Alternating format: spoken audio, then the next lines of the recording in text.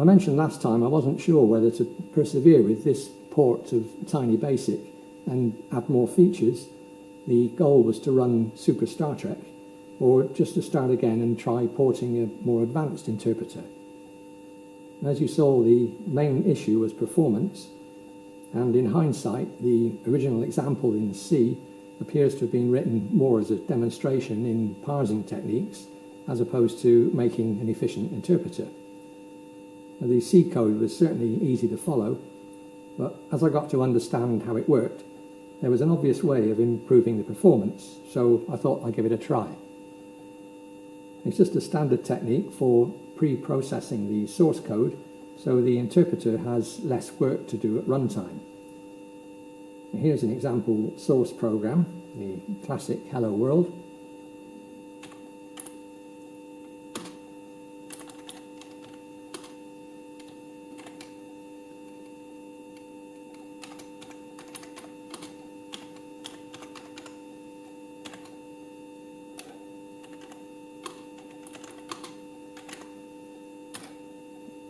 This dump command shows how it's stored in memory.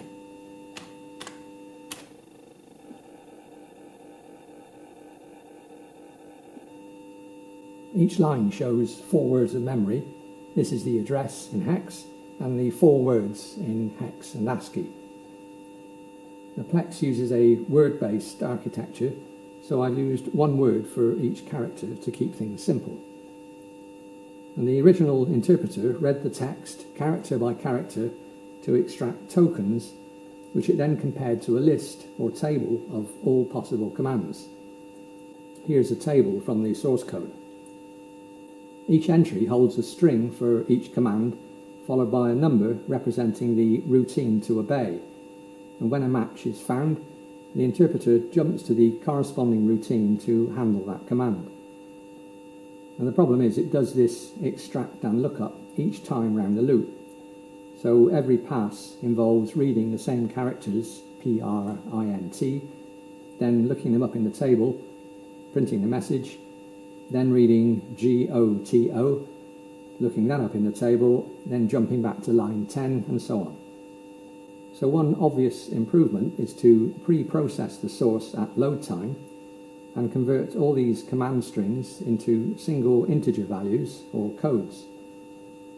And this processed source will be smaller than the original, so larger programs can fit into your RAM, but more importantly, the interpreter will then be handling simple code values at runtime, which can be looked up much faster.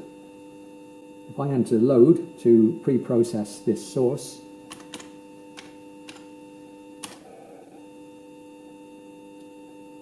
and dump,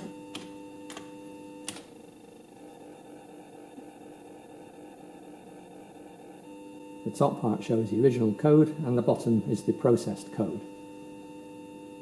There are several ways of encoding this. I've used the bottom 4 bits of the word to represent the token type, such as a command or a number or a string and so on. And the remaining bits are the qualifier. So for commands, this represents the command itself, such as print, goto, if, etc. And the first 2 words are the line label, 10, which I'll cover later. The next one shows a 4, which is a command, and the qualifier is 0, which represents the command print. This one here is another command, this time with a qualifier which is the goto. Scanning a table for single code values is much faster than scanning for strings, and you can speed this up even further by using another standard technique, a jump table, which is where the code value itself is used as the destination of a jump instruction, so there's no need to scan anything. Here's the example jump table from this source code to handle the token type values, and here's how it's used. You can see that a code value of 4 will jump straight to the handle command routine, which will in turn use a similar trick to decode the command qualifier. And by the way, the term jump table is not restricted to jump instructions. The qualifier decode example uses a call instruction instead, but it's the same principle. I'll just run through the other types for interest. The 2 here represents a number. This time the qualifier is not used as it's not big enough. The numbers in Tiny Basic are 16-bit values. So I've used the convention to store the number in the following word. This is still faster at runtime because the ASCII characters 1 and 0 have been pre-processed into a single integer value 10, which is hex A. Here's the other label, type 2, and the value 20, which is hex 14. Right, back to the string for hello world. This is a type 5, and the qualifier is the length of the string, in this case hex C or 12. I've also added a 0 terminator to make it easier to process with string handling routines. After the string is a type 0, which is a delimiter, and in this case the qualifier of 1 says it's a new line. After the label of 20, we have the goto command, which we've seen, and finally another speed-up mod for handling target labels. Now if this was just converted into a number, we'd need some way of finding that label in the source code at runtime. Now the original C program used a table of labels, which it prepared before running, but this version avoids this by converting the target into a program address. So it's a type 3 instead of a type 2. And in this example, the value is 1110, which is the address of this word here, the print instruction. So at runtime, the interpreter handles this code by simply replacing the basic program pointer with this value, so effectively jumps to the correct place. No lookups required.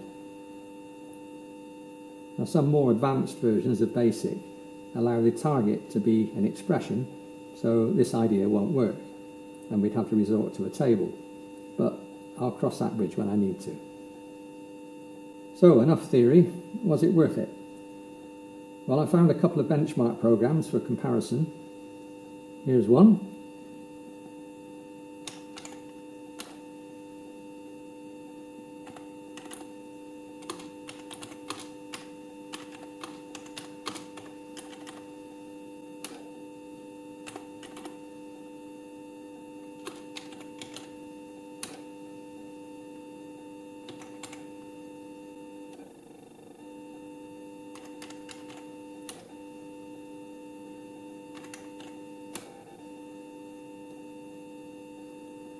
Load this.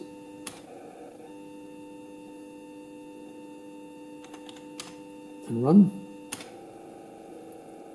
And that's just incrementing k on 1 to 1000. Now this one took 4 minutes 46 seconds with the original version, and it now takes 40 seconds, which is about 7 times faster. Now just as an aside, these basic variables can be monitored at no extra cost by setting the memory address switches. The variables are stored in consecutive words starting at OF6A in this particular version. So A is at F6A, B is at F6B, and so on. And K will be at OF74. So if I load this on here, OF74, you can see the value of K and the loop's finished. But if I run it again, you can see it counting up. Just abort that. Right, here's another benchmark. I won't bother typing it in, but this one went from 30 minutes to 3.5 minutes, which is about 8 times faster. And finally, a real test, the tic-tac-toe game.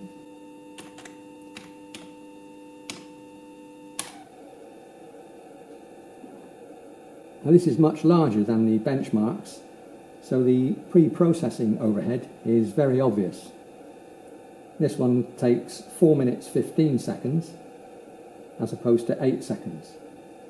So it's just over 30 times slower, but this only needs to be done once. I'll just wait for it to load. You may be able to see the read light on the mag tape blinking now and again, which is where it's reading another block from tape. So this is parsing the source as it's coming in, more or less the same way as the original C program did. Okay, it's loaded and pre-processed, and now we can reap the benefits. I press run. And previously it took 60 seconds to display the opening board position. And this one takes 5 seconds, which is 12 times faster.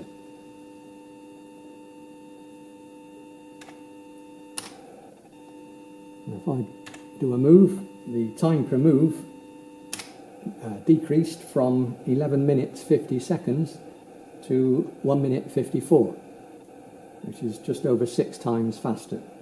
It's still slow, but certainly more playable now. So the answer to the question is yes, it's worth developing this version for a bit longer at least.